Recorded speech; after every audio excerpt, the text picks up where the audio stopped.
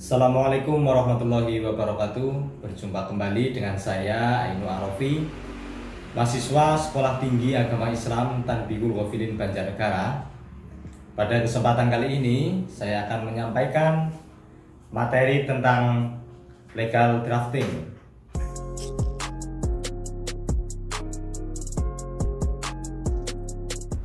Dalam makna luas, legal drafting itu bisa diartikan sebagai penyusunan atau perancangan hukum atau peraturan termasuk undang-undang.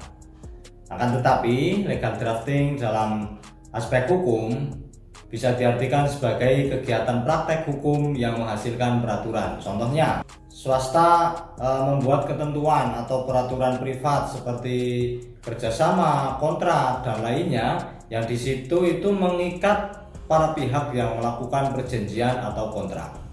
Kemudian, kalau pembentukan peraturan perundang-undangan itu merupakan proses pembuatan peraturan perundang-undangan yang dimulai dari perencanaan, persiapan, teknik penyusunan, perumusan, pembahasan, pengesahan, kemudian pengundangan, dan yang terakhir adalah penyebaran. Ilmu pengetahuan perundang-undangan merupakan kombinasi antara ilmu normatif dan ilmu empiris. Yang pertama adalah teori perundang-undangan. Di sini menitik beratkan pada upaya pencarian kejelasan dan kejernihan makna dari suatu rangkaian kata. Yang kedua yaitu ilmu perundang-undangan. Ilmu perundang-undangan itu menitik beratkan pada serangkaian upaya aktivitas atau perbuatan dalam hal pembentukan suatu peraturan perundang-undangan. Adapun ilmu perundang-undangan itu dibagi atas proses perundang-undangan, kemudian metode perundang-undangan, dan yang terakhir adalah teknik perundang-undangan. Selanjutnya kita membahas tentang asas-asas pembentukan peraturan perundang-undangan. Dalam pembentukan peraturan perundang-undangan, setidaknya ada beberapa pegangan yang dapat dikembangkan guna memenuhi asas-asas pembentukan peraturan perundang-undangan yang baik dan juga dengan cara yang benar.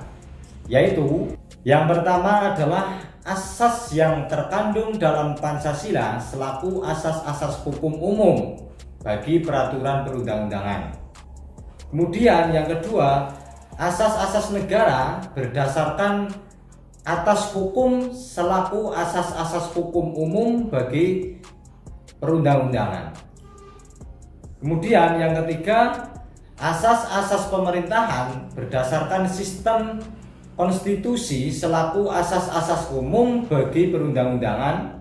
Dan yang terakhir yaitu asas-asas bagi perundang-undangan yang dikembangkan oleh para ahli. Adapun asas yang baik yang dapat digunakan untuk membentuk peraturan perundang-undangan yaitu kejelasan tujuan, kemudian kelembagaan atau pejabat pembentuk yang tepat, kemudian kesesuaian antara jenis, hierarki, dan materi muatan, kemudian dapat dilaksanakan. Setelah itu kedayagunaan dan kehasilgunaan, terus kejelasan rumusan, dan yang terakhir adalah keterbukaan. Di sini ada 5 perspektif kandungan norma dalam bahasa hukum perundang-undangan, yaitu yang pertama, norma yang disusun dalam bentuk pernyataan yang bersifat faktual. Kemudian norma yang disusun di balik perumusan hukuman. Kemudian yang ketiga, norma yang dibuat dalam pasal yang bersangkutan dan norma yang mengacu pada pasal lain. Kemudian yang selanjutnya ada norma yang bersifat prosedural. Dan yang terakhir, yang kelima, yaitu ada perluasan pengertian terhadap subjek hukum. Sekian dari saya. Sebelum penyampaian materi ini saya tutup, barangkali dari teman-teman yang ingin bergabung dengan kami di STAI Tanbihul Ghafilin Banjarnegara, maka bisa menghubungi nomor di bawah ini. Sekian dari saya, kurang lebihnya mohon maaf. Terima kasih atas perhatiannya. Saya akhiri. Assalamualaikum warahmatullahi wabarakatuh.